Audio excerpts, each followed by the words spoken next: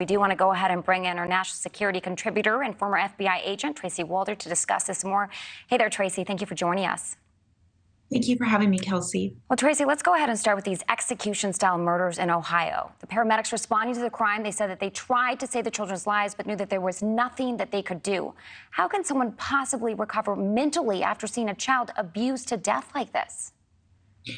That's an excellent question. And I mean, it's hard to even listen to this story as a mother of a child around the same age as one of these victims. It's hard to even comprehend. Look, I think it's extremely hard to really come back from this. You know, I've seen a lot of death and I've seen torture and some really horrible things. And I think it's really important that we focus on mental health care for our first responders and for our law enforcement officers as well, because what they're going through, seeing this, they probably have their own families as well, is really unimaginable. And it's really important that we prioritize access to mental health care for them.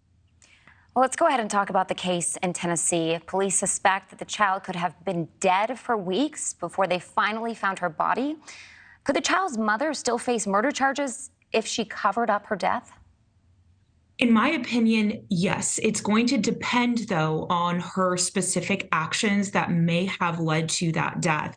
If little Sequoia had been dead, for weeks, as they're reporting, also, I'm seeing reports of calls being made to CPS regarding the treatment of this little girl. That's disturbing as well. If she lived in an apartment complex that was full of family members that hadn't seen this little girl in weeks, I'm very surprised that someone didn't step in sooner. But I do think that Ms. Jackson really could be held responsible, perhaps for second-degree murder in this case.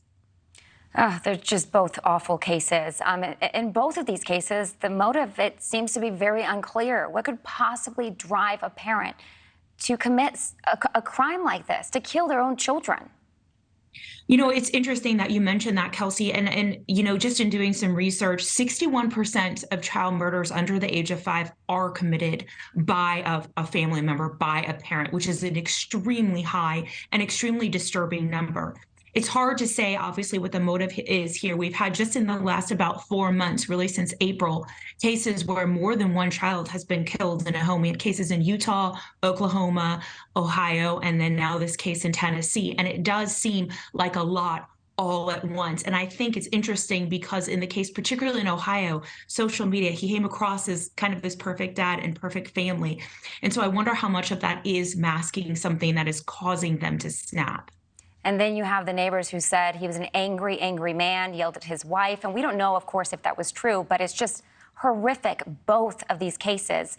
I think the bigger question is, how can communities protect children that they suspect may be in danger of their own parents?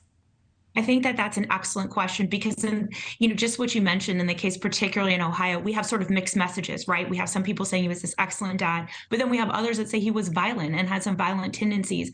I personally think, and I've always been of the mindset, if you see something, say something, because sometimes being a bystander is really sometimes being an accomplice in some of these crimes. And I think we can never over-report something enough. And I know it's really difficult to be in a situation where you have to be the one to report something that may turn out to be untrue, but you may in fact ultimately be saving someone or multiple people's lives. And I think it's really, really important that if you see something, to say something. Tracy Walder, such an upsetting, just makes my heart sink. Thank you for that report. Thank you for watching. Go to newsnationnow.com to find News Nation on your television provider. And don't forget to click the red subscribe button below to get more of News Nation's fact-driven, unbiased coverage.